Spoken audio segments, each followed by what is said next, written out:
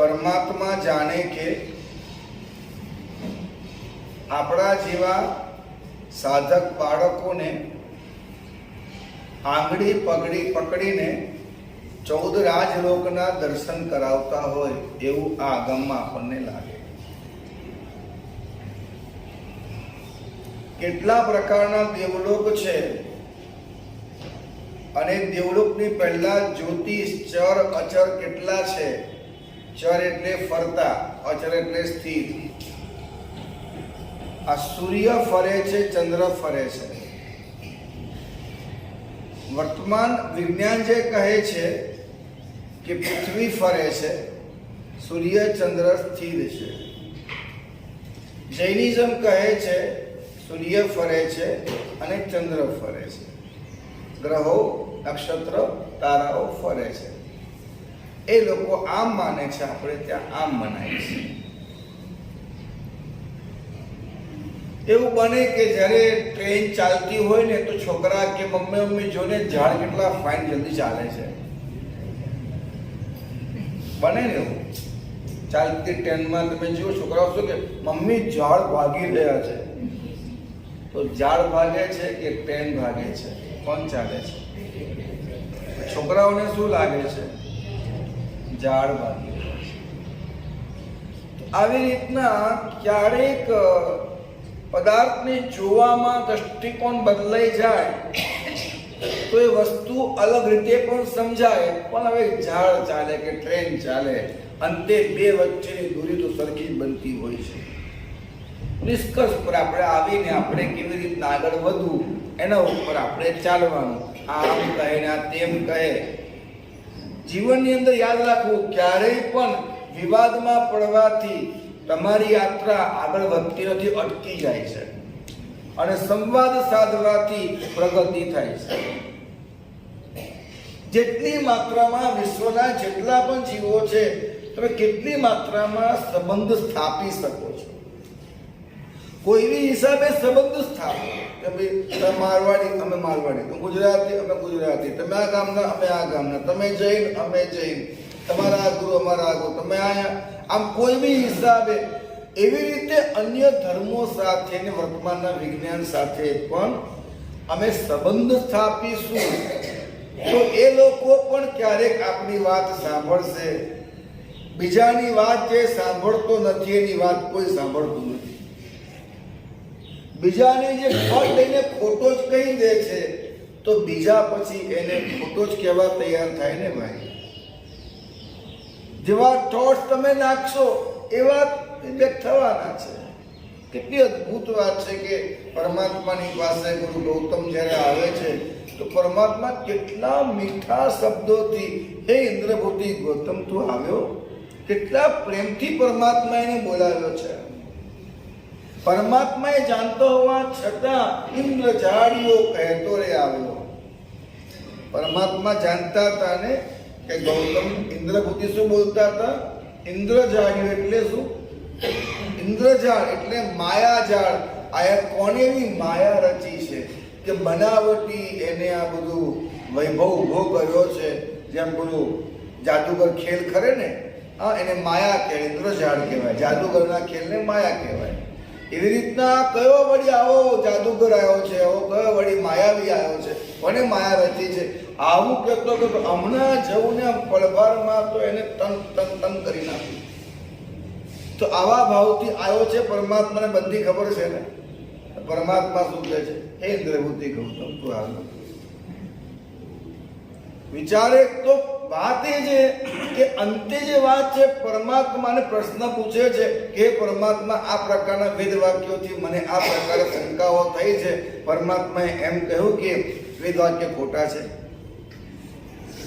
11 ગંધર્વની બધી વાતોમાં જ્યાં જ્યાં વેદ વાક્યની વાત આવી પરમાત્મા ક્યાંય કરતા ક્યાંય તસુ માત્ર કોઈ ઈશારો ભગવાન આપ્યો, ઈશારો ભગવાન આપ્યો કે વેદ વાક્ય ખોટા છે. ભગવાને ઈશારો પણ ના આપ્યો કે વેદ વાક્ય ખોટા છે. કારણ કે તમે સામેવાળાને ખોટા કહો છો એટલે પછી એ વ્યક્તિ તમારી વાત સાંભળવા તૈયાર થતો નથી. પરમાત્માએ કહ્યું વેદ વાક્યો સાચા છે પણ તે અર્થ કર્યો છે તે બરાબર નથી. એવી રીતના કોઈ પણ વ્યક્તિ સાથે સંબંધ બાંધો. કોઈને કોઈ રીતે એ સાચો હોઈ શકે છે, આ વિચાર માત્ર સમાધાન કરે છે, વિચાર માત્ર એકતા કરે છે. અને કોઈને કોઈ રીતે ખોટો હોઈ શકે, આ વિચાર માત્રથી દુરાવ થાય છે, સંઘર્ષ થાય છે, અનેક પ્રકારના પ્રોબ્લેમ ને કર્મોના બંધ અને ભવોના ભ્રમણ થાય છે. શા માટે આપણે એક થવાનો પ્રયાસ ના કરીએ? શા માટે? આજે પૂજ્યપાદ પુણ્ય નામ ધ્યેય કહેવાય છે એમને અશોકચંદ્ર શ્રી દાદા, આજે એમનો દિવસ છે. ભાગ્યશાળી આ સંઘના એ પોતે સ્થાપક છે, આ દેરાસર પ્રતિષ્ઠાકારક છે. સાહેબ અભય સાગરજી મહારાજા, કલાપુણેશ્વરી મહારાજા, નવસાગરશ્રી મહારાજા, વર્તમાનમાં છે ભક્તિ યોગાચાર્યજી મહારાજા. સાહેબ આ બધા મહાપુરુષો ફરી મળતા નથી. અશોકચંદ્ર શ્રી દાદા હવે બીજી વાર મળે ને સાહેબ ભૂલી જવાની કે આવા પવિત્ર નખશિખ પવિત્ર શુદ્ધ ચારિત્ર, શુદ્ધ બ્રહ્મચર્ય, અંતર એટલું નિર્મળ, એટલું પવિત્ર, દરેક વ્યક્તિ પ્રત્યે એમનો એટલો બધો અનર્ગલ આત્મીય ભાવ. ગમે ત્યારે તમે જઈને મળો એમને, એના તમને આશીર્વાદ જ મળે. અને એવા પવિત્રતમ મહાપુરુષ કે એના આશીર્વાદથી કામ થાય થાય ને થાય. જે પણ વ્યક્તિ એમની પાસે ગયો છે, એમના આશીર્વાદ મળ્યા છે, એના કામ થઈ ગયા. કેટલા સંઘો સ્થાપ્યા, કેટલા દેરાસરો બન્યા, સાહેબ કેવા કેવા કામો થયા આ એક મહાપુરુષ દ્વારા. કેવા કેવા કામો. મને એક ઘટના યાદ આવે છે કે એક દિવસે વિહાર કરતા કરતા અમે પહોંચ્યા બોરસદ. બોરસદ ગામની બહાર છે, હવે તો ખૂબ ફેલાઈ ગયું. તો એ ઉપાસમાં અમે પહોંચ્યા અને દયાસરે જઈ રહ્યા હતા. તો હું જરાક ટાઈમ થઈ ગયો હતો, તો ગુરુદેવને દયાસરની બહાર ઊભા રાખ્યા. અમે પગથિયાની તો સાહેબ હું પાત્રા પ્રદાન કરી ગોચી લઈ આવું, તો આપના માટે ગોચી લઈ આવું છું, આટલું આટલું આમ. ગુરુદેવ કે સારું. એટલે પછી ગુરુદેવ ગયા ત્યાં ભગવાન દેરાસરે, હું ગયો ઉપાસે, પાત્રા ખોલી નીકળ્યો ગોચી ઓરવા માટે. બધા ઘરે ગોચી હોય, ગુરુદેવની ગોચી ઘેર લઈને હું પાસે પહોંચ્યો. એટલે ગુરુદેવ મને કે લબ્ધી મારા આંબે છે. સાહેબ હમણાં તો કીધું આપણે, હમણાં તો કીધું આપણે કે ગોચી લઈ જાઓ છે, આપણે આજ્ઞા લીધી, આપણે મને હા પાડી, પછી હું ગોચી લાવ્યો છું. સાહેબ ગોચી પતી જશે, પણ આવું કેમ? આવું કેમ? અડધો કલાક પહેલા ગોચી લાવવાની હા પાડો છો, અડધો કલાક બાદ એમ કહો છો મારા આંબેલ છે, આવું કેમ? લબ્ધી એ વખતે ઉપાસ એમ આવ્યો હતો, દેરાસરમાં ગયો હતો. તો બધું શું ફરક પડ્યો? ઉપાસમાં જેવા આવ્યો મેં જોયું દાદા બેઠા છે, અશોક સુરી દાદા બોરસદના ઉપાસે બેઠા છે, મેં જોયા એમને બેઠા છે. શું અશોક સુરી દાદા મને આંબે કહું આપણે એવું હોય? કોઈ વિચારની વાત તમને કરી રહ્યો છું. જેમ કે અમદાવાદ જઈએ તો ભદ્રંકર વિજય મહારાજ, અમે અમદાવાદમાં પગ મૂક્યો હોય બાપજી મહારાજના, ભલે અમારા સમુદાય કોઈક અલગ હોય, પણ એમને વંદન કર્યા સિવાય અમદાવાદ અમે ક્યારે છોડ્યું નથી. જ્યાં હોય તે અમદાવાદમાં જ હોય, પણ એમને વંદન કર્યા સિવાય અમે અમદાવાદ છોડીએ નહીં. એક જગવલ્લભ દર્શન કરવા ના છોડીએ. અને આ બધા માસ્ટર સાહેબ સમુદાયમાં સાધુઓને વેચી ન નાખો, ગુણવત્તામાં વેચવા હોય, ગુણવત્તામાં વેચો. એવા પહોંચ્યા સાહેબ આંબેલ કેમ? મને કે લબ્ધી એમના મોઢે પચખાણ લઈએ, ઓડી નિર્વિઘ્ને પૂરી થાય. એ વખતે ન ભૂલતો હું તો એમને 72મી ઓડી હતી.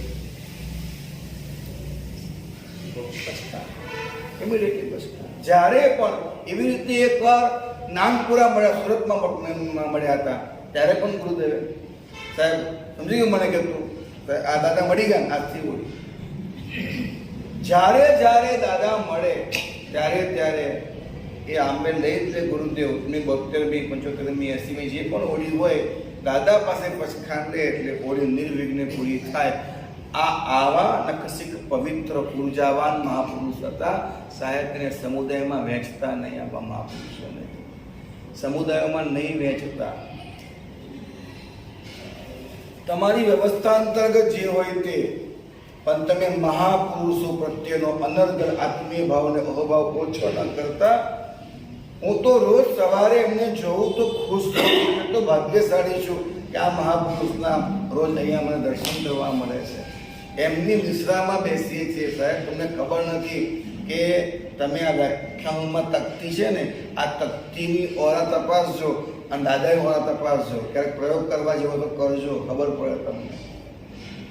આ ખાલી ફોટામાંથી કેટલી ઓરા નીકળતી હોય. સાહેબ, મહાપુરુષ ચાલ્યા ગયા છે, મહાપુરુષ ચાલ્યા ગયા છે, પણ અત્યારે પણ આ ફોટામાંથી એમની જે ઓરા હતી તે જ અત્યારે પણ નીકળતી હોય છે. સમજો મારી વાત તમે. આ મંગલ વાસ્તુમ છે ને, ચાલે છે ને અત્યારે. હવે શરૂ કર્યો ક્યાં? બોમ્બેમાં. અને એ વખતે મુંબઈના 20 સંઘોમાં 20 ભગવાન સમુદાયના હતા. બધા પાસે બધો વાસ્કેપ કલેક્ટ કર્યો. સાહેબ સુરતમાં હતા એ વખતે. સુરતમાં ક્યાં હું કંઈક કુંભ લેવા મોકલો, મને ખ્યાલ પણ ના આવ્યો. લગભગ 2.5-3 વર્ષ પછી એમને ખબર પડી કે લબ્ધિએ આવું કામ કર્યું છે કે બધા વાસ્કેપ કલેક્ટ કરીને કુંભ બનાવ્યો છે. અને કુંભની ઘરે ઘરે આરાધનાઓ થાય છે. એ વખતે હું પહોંચી ગયો હતો પાટણ. એમને આટલી મોટી ચાંદીની ડબ્બી વાસક્ષેપ ભરીને મને મોકલી. મને કે લબ્ધી મારો વાસક્ષેપ એમાં તું એડ કરી દે. આટલી મોટી ક્યાં એડ કરવા જવું?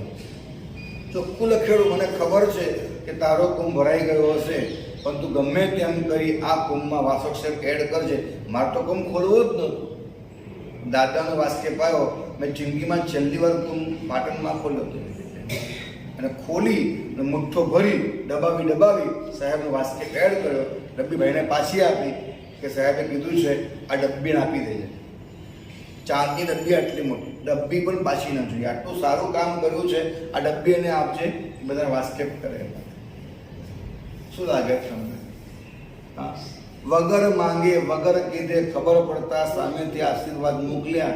સાહેબ, આ મહાપુરુષના આશીર્વાદથી જ આ બધી આરાધનાઓ ચાલે છે ને. અશોક સુધી દાદા કુંભમાં જીવંત લોકોને દેખાના પણ છે, દેખાના પણ છે. તો આ મહાપુરુષો. હવે અમે એમ કરીએ કે તમે બીજા ને અમે બીજા, આવું કરી નાખવા વેદ પતતું નથી કશું. ખ્યાલ આવે છે? તમારા ઘરની મર્યાદા તમે પાડો, મારા ઘરની મર્યાદા હું પાડું. મર્યાદામાં માથાકૂટ ના કરીએ આપણે કે ભાઈ આ બે તિથિવાળા, આ ચલગચ્છવાળા, આ પાછળ ગચ્છવાળા, આ સાનકવાસી છે, આ તેરાપંથી છે, આ દિગંબર. એમની મર્યાદા એ પાડે. એમની રીતે આગળ વધીએ, આપણે આપણી રીતે આગળ વધીએ.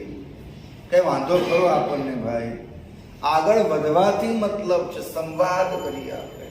તો સંવાદ કરવામાં સોનું છે સાહેબ, બાકી લોખંડ છે. સંવાદ કરીએ એટલે આત્મા પોતે સુવર્ણ બને છે, પવિત્ર બને છે, નિર્મલ બને છે, કસાય છે, ચેતાય છે. અને પછી એ ઓર એની ઉજ્જવલ પ્રતિભા પ્રાપ્ત કરે છે. સર્વ જીવો પ્રત્યે, સર્વ ધર્મો પ્રત્યે આપણને સંભાવને સદભાવ રહેવો જોઈએ. મારો મતલબ ક્યાંય એવો નથી કે ઓલું શું કહેવાય, ભરતપુરી લોટો, ગંગા કહે તો ગંગાદાસ, જમના કહે તો જમનાદાસ. મારું એવો મતલબ નથી. તમે જે સમજ્યા હોય, તમને યોગ્ય લાગે તે કરો. બીજાને અયોગ્ય કહીને કંઈ કામ નથી. યોગ્ય લાગે તમે કરો, આગળ વધો. બીજો અયોગ્ય છે એ બોલવાથી તમારો કોઈ માર્ગ આગળ વધે છે? વધે છે. કોઈને ખોટો કહેવાથી હું સાચો છું કે હું સાચું કરવા સાચો છું? સાચું કરવાથી સાચો છું. એક સિમ્પલ લોજિક પર આગળ વધવું જોઈએ. મારો વિકાસ શેમાં છે? તો જેટલી માત્રામાં બીજાને સાચો સાબિત કરો એમાં આપણો વિકાસ છે. ખોટો સાબિત કરવો વિકાસ હોતો નથી. તો આવો એક સંભાવ આપણે દરેક પરિવાર પ્રત્યે, દરેક જાતિ કોમ પ્રત્યે, દરેક ધર્મ પ્રત્યે, આગળ વધે વિજ્ઞાન પ્રત્યે પણ આપણે આ સંવાદ કરવો છે. માન્યું છે કે વિજ્ઞાન ભૌતિક છે, એ યંત્રોથી જુએ છે. પરમાત્માએ તો જ્ઞાનથી જોયેલું છે. અને વર્લ્ડના તમામ વૈજ્ઞાનિકોએ આજે માનવું જ પડે છે કે જૈનોના ગ્રંથોમાં જે વાતો કહેવાય છે એ હવે આજે અમને ખબર પડે છે યંત્રો દ્વારા. એ લોકો તો મહાપુરુષો એ વગર યંત્રોએ જોઈને ગયા છે. આવું બધાએ માનવું જ પડે છે. આ પરમાત્મા આંગળી પકડીને આપણને 14 રાજલોકની સફર કરાવે છે. કે જુઓ ભાઈ, સૂર્ય કહેવાય છે અને ચંદ્ર કહેવાય છે. આ વિમાન કયા પ્રકારના છે, કયા પદાર્થથી બનેલા છે, એ કેવી રીતે, કોણ એને વહન કરે છે, કોણ એને ફેરવે છે, કેવી રીતના એ ફરે છે, એમાં કેટલા કેટલા જિનાલયો છે, કયા કયા પરમાત્માઓ છે. અને એ સૂર્ય એ કેવા પ્રકારનો પદાર્થ છે કે એના દ્વારા આ વિશ્વ કેમ રોશન થાય છે. ચંદ્ર કયા પ્રકારનો પદાર્થ છે, એના દ્વારા આ શીતળતા કેમ પ્રાપ્ત થાય છે. આ ગ્રહો એવા કયા પદાર્થો છે કે વ્યક્તિ ઉપર એ કેવી રીતના પોતાની સારી નરસી પ્રતિભાઓને છોડે છે. જ્યોતિષ એ આ આદમો દ્વારા આપણને સ્પષ્ટ સમજવા મળે છે. જે 4 અનુયોગ છે ને, દ્રવ્યાનુયોગ, ચરણકરણાનુયોગ, પછી ગણિતાનુયોગ, સૂર્ય પ્રજ્ઞપ્તિ, ચંદ્ર પ્રજ્ઞપ્તિ, જંબુદ્વીપ પ્રજ્ઞપ્તિ, પછી ગણિત વિદ્યા પહેલના, આ બધા ગણિતના ગ્રંથો છે. બે આ દુનિયા છે તો એમાં મેરુ પર્વત ક્યાં છે? મેરુ પર્વત ક્યાં છે? તો સમભૂતલા ક્યાં છે? આ બધી વસ્તુઓ છે. સમભૂતલા એ મેરુ પર્વત નીચેની માટી જગ્યા. સમભૂતલા ખૂબ અદ્ભુત વર્ણનો છે આપણે. અને પછી જ્યારે વિશિષ્ટ એની વૃત્તિ, ચૂર્ણીઓ, ટીકાઓ, આપણી ગુરુગમતી જ્યારે આગમો વાંચીએ છીએ ત્યારે કંઈક નવા જ અર્થમાં આના રહસ્યો ખુલે છે. ક્યાં છે મેરુ પર્વત? ક્યાં આવે ખબર છે તમને? અડીદ્વીપ તો જાણો છો ને બધા? હા, જંબુદ્વીપ તો જાણો છો ને? હા, આજે જો આમ જુઓ તો આમ તિરછા લોક છે ને, એના બરાબર વચ્ચે જંબુદ્વીપ છે. અને આમ ઉર્ધ્વલોક અને આમ અધોલોક બરાબર વચ્ચે જંબુદ્વીપ છે. જંબુદ્વીપની બરાબર વચ્ચે મેરુ પર્વત છે. બરાબર વચ્ચે મેરુ પર્વત છે. હવે સમજતા જ્યારે આપણું અર્થઘટન રહસ્યાત્મક શરૂ કરીએ એટલે તમને ખબર પડે કે આપણી ભીતરમાં એક મેરુ પર્વત છે. ખબર છે કોઈને? આપણી ભીતરમાં, મારી ભીતરમાં મેરુ પર્વત છે. ખબર છે? તમારી ભીતરમાં છે? ખબર છે કિરીટભાઈ? બધા જ જાણો છો, છતાં બધા જાણતા નથી. બધાના શરીરમાં એક મેરુ પર્વત છે, જેને આપણે કહીએ છીએ મેરુદંડ. હવે ઓળખાણ? હવે ખ્યાલ આવ્યો કોઈને? નહીં આવ્યો ખ્યાલ? કોઈને ખ્યાલ નહીં? આપણા શરીરમાં મેરુદંડ ક્યાં છે? હા, કરોડરજ્જુ. જો મહાપુરુષોએ આપણને કહી દીધું કે આ જે સ્પાઇરલ કોર્ડ છે, આ જે કરોડરજ્જુ છે, એ મેરુદંડ છે. એ જ મેરુ છે સાહેબ, એ જ મેરુ છે.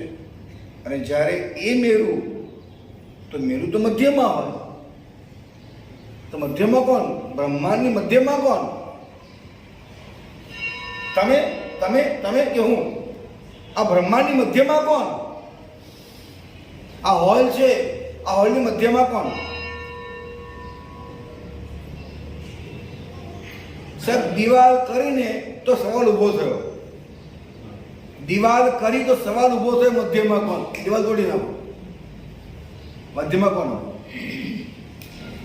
દિવાલ છે જ નહીં. આ બાજુ અનંત, આ બાજુ અનંત, આ બાજુ અનંત, આ બાજુ અનંત, મધ્યમાં કોણ? હવે કોણ મધ્યમાં? ચંદ્રમાં કોણ? હું પોતે. મારી ચારે બાજુ અનંત, તમારી પણ ચારે બાજુ અનંત, ચારે બાજુ અનંત. દેવલોકમાં હોય તો ચારે બાજુ અનંત, સિલસિલામાં પણ ચારે બાજુ અનંત, અને નરકમાં પણ ચારે બાજુ અનંત. સર, આપણે પોતે 14 રાજલોક છીએ.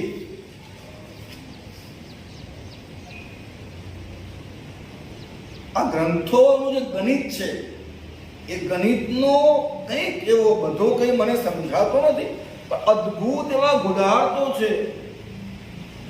પછી હવે કંઈક સૂર્ય ફરે, ચંદ્ર ફરે, એ ગુઢાર્થો સાથે મેળ કરશો તો વિજ્ઞાનમાં સમન્વય થશે. ક્યાં લગી તમે બોલો છો અલગ, અમે બોલીએ છીએ અલગ, આ રીતના પછી સંઘર્ષ વિવાદ થશે. ગુઢાર્થો છે બધાની ભીતરમાં, ગૂઢ એવા અર્થો પડેલા છે, રહસ્યાત્મક વાણીઓ છે. દરેક વ્યક્તિ પોતે 14 રાજલોક છે, દરેકના માથે આ સ્પિરિચ્યુઅલ કોડ છે. આજનું વિજ્ઞાન સાબિત કરે છે. આપણી પાસે યંત્ર છે ને, એ યંત્રમાં ખબર પડે છે કે માણસના આમ સારું ઉભા રાખવો ને એટલે આ રીતના એને જુએ અને પછી એની ઓરાની બહાર થાય, રિફ્લેક્શન થઈ જાય, એ બંને ખુલી જાય, એની ઓરાને પૂરી થઈ ગઈ છે. પણ નજીકમાં તમે જાઓ તો એને જ જુએ, એને જ જુએ, એને જ જુએ. છાતીમાં જાઓ તો આમ જ રહે, માથામાં આમ જ રહે, હા પેટમાં આમ જ રહે, પગમાં આમ જ રહે. પણ તમે અહીંયા કરવા જાઓ, અહીં પહોંચે ખુલી જાય, કારણ કે ત્યાં આખો સ્પાયરલ સ્પિરિચ્યુઅલ કોર્સ છે. કેટલા મોટા ગણિત છે એના ભાગ્યશાળીઓ.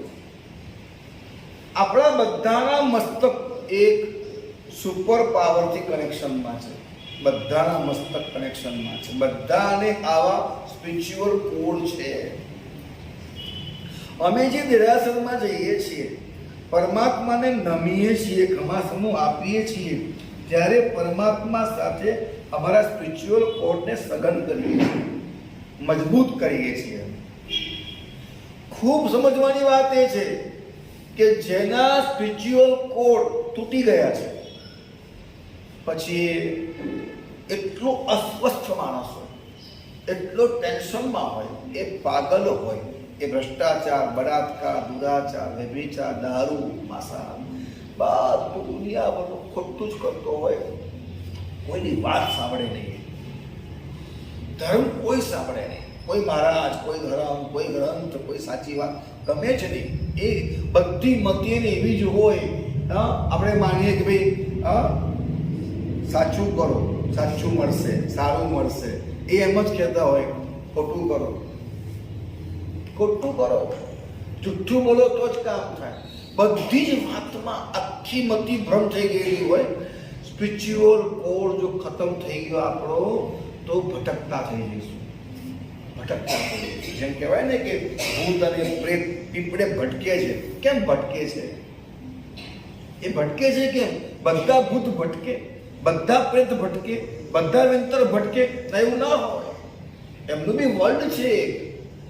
એ જ્યારે આવે છે અહીંયા, તો એમના જે રાજા હોય એની આજ્ઞા લઈને આવે છે. આ ઘણું બધું ઊંડું વિજ્ઞાન છે એનું, પણ લઈને આવ્યા પછી પેલા રાજાએ કીધેલું હોય કે તારે આટલું કામ આટલા પ્રકારે આ રીતે કરવાનું, અને એ કામ કરવા માટે શક્તિ એની પાસે ન હોય તો રાજા શક્તિ આપે, એને ભૂતોનો રાજા હોય શક્તિ આપે એને કે આટલું કરી આવજો. તો પછી અહીંયા આવીને જે કીધું હોય એના કરતાં વધારે દ્વેષ કરી નાખે, વધારે હેરાન કરી નાખે કોઈને. આવું કશું કરે અને આવા ભાન ભૂલે, એમાં એનો કોડ ખતમ થઈ જાય. ખતમ થયા પછી હવે આવ્યો તો જે રસ્તેથી જવાનો રસ્તો મળે નહીં એને, એટલે ભટકી જાય. પાછો કેવી રીતે જાય? ખૂબ મન તો હોય કે પાછો મારા રાજમાં જવું, પણ જઈ શકતો ભટકી ગયો, પછી કોડ ખતમ થઈ ગયો. એવી રીતે આપણો જો આ સ્પિરિચ્યુઅલ કોડ ખતમ થઈ ગયો, આપણી સાહેબ કરોડરજ્જુ મનકા છે ત્યાં આગળ સાહેબ, એક મનકો આગો પાછો થાય ને તમારો, તો ચાલી જ ના હકો, ચાલી ના હકો, ઊભા ના રહી શકો, લગવા મારી જાય, શું થાય? એમ આખો ઉપર સુધી સ્પિરિચ્યુઅલ કોડ છે આપણો. તો આપણે મેરુદંડ છીએ, મેરુ પર્વત છીએ, આપણે કેન્દ્રમાં છીએ. આપણી ભીતરમાં એક સૂર્ય છે, આપણી ભીતરમાં એક ચંદ્ર છે, આપણી ભીતરની અંદર એ બધા 9 ગ્રહો આવેલા છે. એ બધાના જે માપતાળ આપ્યા છે, બહુ યોગ્ય વિચારણાઓ કરીને વિશ્વને સેટ કરવું જોઈએ આપણે. તો ખૂબ મોટું વિજ્ઞાન છે, બહુ પ્રૌઢ છે. મને લાગતું નથી આ ભૂમાં આપણને સમજાય, પણ અદ્ભુત વિજ્ઞાનો છે. આજે ગણિતો છે, બધા અદ્ભુત ગણિતો છે. સૂર્ય આખા વિશ્વને રોશની આપે છે અને ગરમી આપે છે. પણ તમને ખબર છે કે સૂર્યથી વધુ ઠંડો દુનિયામાં કોઈ પદાર્થ નથી. કોલ્ડેસ્ટ સ્પોટ વર્લ્ડમાં કોઈ હોય ને તો સૂર્ય છે. બોલો, હોટેસ્ટ સ્પોટ ચંદ્ર છે. એટલો ગરમ, એટલો ગરમ, એટલો ગરમ, એટલો ગરમ, એટલો ગરમ, પછી એક કક્ષાએ એ ગરમી હવે ઠંડીમાં રૂપાંતર પામી જાય છે. અને એવો ઠંડો ઠંડો ઠંડો રૂપાંતર ગરમીમાં પામી જાય છે. અનુભવ તમને થઈ શકે છે. આજે જો એક જ વીજળી છે, એ વીજળીમાંથી તમે હીટરમાં પાણી ગરમ કરી શકો છો અને એસીમાં ઠંડો કરી શકો છો. એક જ વીજળી છે ને, એક જ કરંટ છે. કરંટ કેવો? ઠંડો ગરમ. તો હીટરમાં એ રૂપાંતરણ પામ્યું તો એ પાણી ગરમ કરે છે, રૂપાંતરણ પામ્યું ફ્રીજમાં પાણી ઠંડુ કરે છે. ઠંડુ પાણી પણ બદલી કરે છે, ગરમ પાણી પણ બદલી કરે છે. એની જે ફ્રીક્વન્સી છે એ બદલી નાખવામાં આવેલી છે. તો સૂર્યની પોતાની જે ફ્રીક્વન્સી છે, ચંદ્રની ફ્રીક્વન્સી છે, અને એક લેવલ પર ગયા પછી બદલાઈ જાય છે. સૂર્ય ઉપર કહેવાય છે કે સૂર્ય અને ચંદ્રની ફ્રીક્વન્સીઓ દર 90 વર્ષે બદલાય છે. ફ્રીક્વન્સીઓ બદલાય છે, ધડાકાઓ થાય છે. દુનિયા તમે તપાસો ને તો ભૌતિકતા વધતી વધતી વધતી વધતી વધતી વધતી વધતી ભૌતિકતા શિખર પર પહોંચી પછી આધ્યાત્મિકતા શરૂ થાય છે. આધ્યાત્મિકતા આવી, વધતા વધતા અધ્યાત્મ અધ્યાત્મ અધ્યાત્મ, પછી શિખર એ ભૌતિકતા આવી. જેમ ફેશનો બદલાય છે એવી રીતે આધ્યાત્મિકતા ભૌતિકતાઓ પણ બદલાય છે. ત્યાં જુઓ ન્યુમરોલોજી તમે ભાઈ 1900માં જન્મ્યા લોકો, જન્મ્યા 2000માં, 2021માં, 2022માં, ફિક્સ બધાનો આવે ને. દરેકની બર્થ ડેટ એની કુંડલી છે. દરેકની બર્થ ડેટ એની કુંડલી છે. માત્ર બર્થ ડેટ બોલો તો ન્યુમરોલોજીમાં તમારું આખું જીવન કહી દેવામાં આવે. આખું જીવન. કારણ કે નવગ્રહના 9 આંક છે, 1 થી 9. હવે જેટલા મિસિંગ છે એટલા પ્રોબ્લેમ છે. એમાં કોઈ ડ્રાઈવર આંક છે, આ કંડક્ટર છે. તો ડ્રાઈવર છે કોણ અને કોણ છે કંડક્ટર? ખ્યાલ આવે વસ્તુ? જેમ કે ભાઈ છે, તમારા બર્થડે કઈ તમારી 18, 8 ને 1, આ 9 તમારો ડ્રાઈવર છે. સાહેબ તમારે જે કરવું હોય તે કરો. એક વાર યાદ રાખજો, તમને ઉપાસ વગર ચેન નહીં પડે. આ લખી રાખો. દેરાસર ઉપાસે તમારે આવવું જ પડશે. 9નો ડ્રાઈવર છે સાહેબ, એ અધ્યાત્મ બતાવે છે. એક સિમ્પલ લોજિક છે. હવે 18 અને 12 30 અને 1964 કેટલા થયા? 1910, 30 ને 40, 64, 50. બરાબર ને? 50 થયા ને. આ 5 એમનો કંડક્ટર છે. 5 એટલે શું? તો કે માઇન્ડ, ચંદ્ર છે. એક સિમ્પલ એક ગણિત સમજાવું છું. આ 5 ચંદ્ર છે એમનો. તો હવે એમનું માઇન્ડ એટલું પાવરફુલ, એટલું વિચારી શકે, એટલે જબરજસ્ત બુદ્ધિમાન માણસ. હવે એક બાજુ અધ્યાત્મ, એક બાજુ બુદ્ધિ.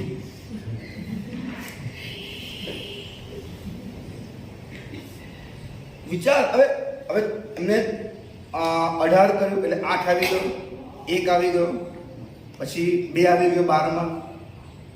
તો 4 નથી એમની પાસે. કુંડલી આખી જુઓ, 4નો આંકડો ક્યાંય છે? 4 મિસિંગ છે. 18, 12, 1900 ને તો 4 આવી ગયો છે. 1 છે, 2, 3 નથી, 4 છે, 5 છે, 6 છે, 7 નથી, 8 છે, 9 છે.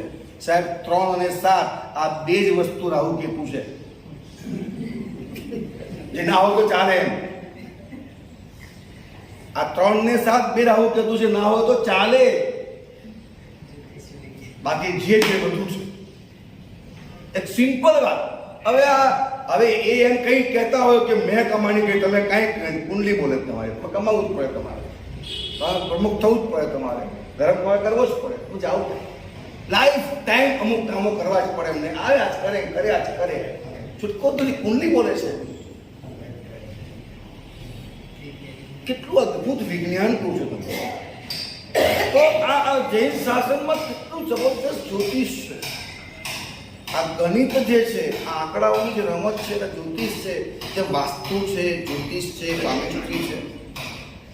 સાહેબ, આજથી 20-25 વર્ષ પહેલા દુનિયામાં કોઈ વ્યક્તિ આ જ્યોતિષને, આ પામેસ્ટ્રીને આ કશું માનતા જ નહોતા. હવે તો બધે માનવા લાગે છે. લોર્ડ મેકોલોનો શિક્ષણ છે બધું. આ કોઈ જગ્યાએ જ્યોતિષ છે? પાઠ્યક્રમમાં છે જ્યોતિષ? લખી રાખો સાહેબ, પાઠ્યક્રમમાં હવે જ્યોતિષને એડ કરવું પડશે. સ્વરોદય, સ્વર વિજ્ઞાન છે, પાઠ્યક્રમમાં એડ કરવું પડશે. અષ્ટાંગ નિમિત્ત છે, પાઠ્યક્રમમાં એડ કરવું પડશે. અને જો કોઈ છોકરો, કોઈ વ્યક્તિ સ્કૂલમાં એકલો ના ભણે ચાલશે. અષ્ટાંગ નિમિત્ત, જ્યોતિષ, પામેસ્ટ્રી આ બધું ભણી લે ને સાહેબ અત્યારે, તો એ રોજના લાખો કમાય. રોજના લાખો કમાય. હું બેઠો છું અહીંયા, આ પાઠ કેમ હોવી જોઈએ? વચ્ચે હોવી જોઈએ, બાજુ પર કેમ છે? આ પાઠ કોઈ બાજુ પર હોય છે? જે ગૌણી કરવા આવે જોતા નહીં હોય કે પાઠ સામે હોવી જોઈએ, બાજુ પર કેમ છે? તો બાજુ પર મૂકી નથી, મુકાઈ ગઈ છે. ના મુકાય જ, કારણ કે એ સુકૂન છે એક પ્રકારનું. સુકાન અપસુકન નિમિત્તો. આ એક્ઝામ્પલ ખાલી પૂછો, ભૂલ નથી કાઢતો, કંઈ સમજાવું છું એમ. સાહેબ, દરેક વસ્તુનો મિનિંગ છે. દીવા કેટલા છે અત્યારે? કેમ 3 નથી 5 કેમ છે? મને ખબર નથી, ખાલી કહેવા માંગુ છું. એનું પણ ગણિત હોય. હવે કોઈ આમ બેઠું છે, કોઈ આમ બેઠું છે, કોઈ આમ બેઠું છે, એ બધા મળીને એક આકાર બન્યો છે.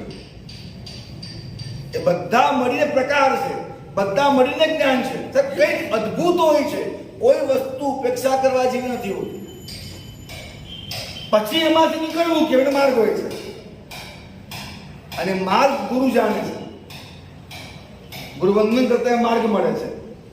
વાણીમાં, બેઠકોમાં એ માર્ગ મળે છે. ગુરુ કેટલા કરજે, પણ કેમ કરજે પૂછવાનું નહીં. આખી બહુ મોટી એબીસીડી છે. એ તને ક્યાં સમજાવવા બેસશે એબીસીડી? કોણ સમજાવે? કયા કારણથી શું કહી રહ્યા છે? એક સિમ્પલ વાત તમને હું કરું. તમારા ઘરની અંદર વાસ્તુ દોષ છે.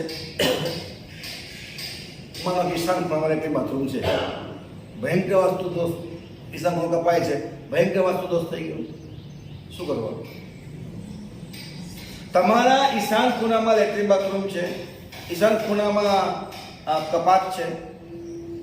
તમારા ઘરમાં કોઈ મહેમાન આવે તો એને એ વાસ્તુ દોષ નડે?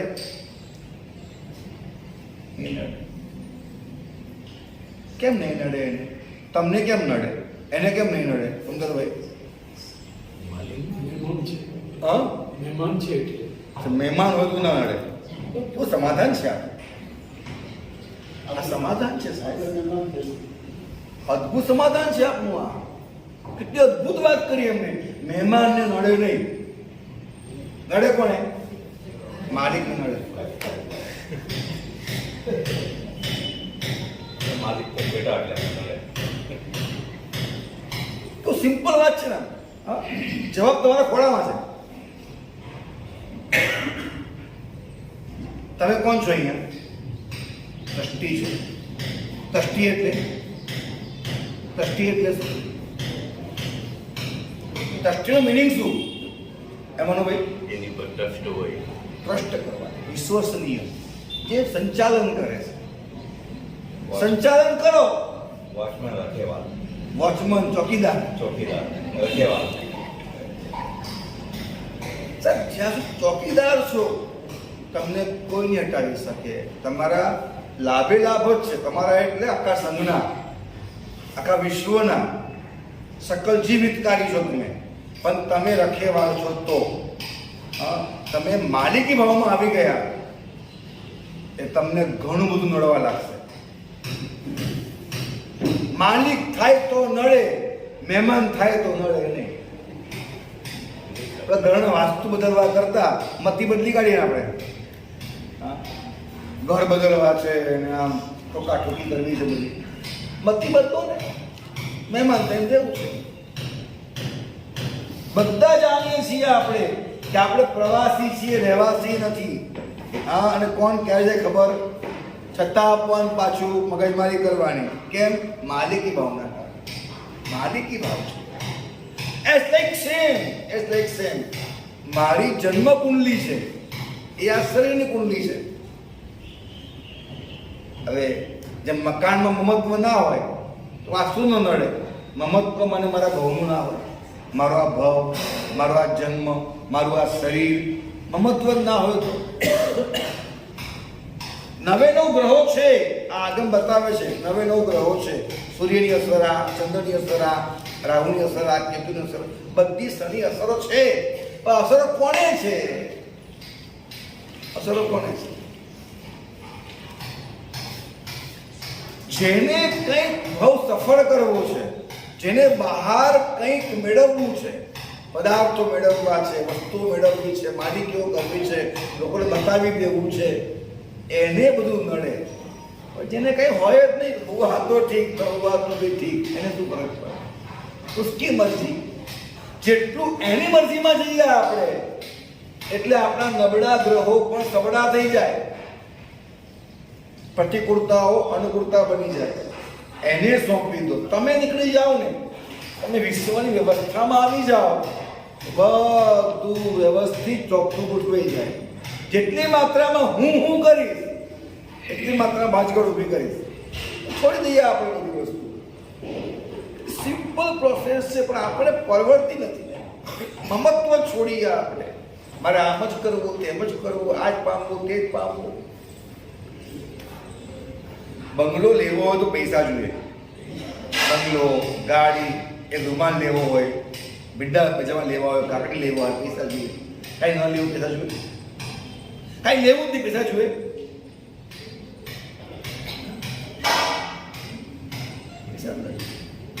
એવી રીતે હું આત્મા છું, જ્યાં છું ત્યાં જે છું તે મારામાં રહું છું, તો કોઈ ગ્રહોનું મારે કામ જ નથી. કોઈ ગ્રહોનું કામ નથી. હા, મને સૂર્ય બળવાન બનાવવો છે ને, ચંદ્ર બળવાન કરવો છે ને, મારે આરે સહી ઠેકાણે પાડવો છે ને, આ બધી જરૂરત કોને છે? કોને છે? બહાર ભૌતિકતા ઊભી કરવી છે, એને બધી ગ્રહોની પંચાયત કરે ને. પણ જેને આધ્યાત્મિકતા હોય ને શું? હું પૈસા હોય તો હું સુખી, પુણ્ય હોય તો હું સુખી. આ પરાવલંબિતા છે. પરમાત્મા આપણને કહે છે કે પૈસાથી સુખી એ ભ્રમ ભૂલી જા, પુણ્યથી સુખી એ ભ્રમ ભૂલી જા, તો સુખી તારા. કારણ કે બહાર ગયો, પુણ્ય પૈસો કર્યો તે તો નવા ગ્રહો મુજબ તને મળશે. જા, વધારે ઓછું નહીં મળે, યાદ રાખજો. લાખ કોશિશ કો તૂટી મરો તમે. સાહેબ ભણવામાં તો એકો હતો, બધા ફર્સ્ટ નંબર આવતો, આ તો હાવ ડોબો હતો સાહેબ, આજે અબજોપતિ સાહેબ, મારી નોકરી મારા કરી નથી. શું લાગે છે?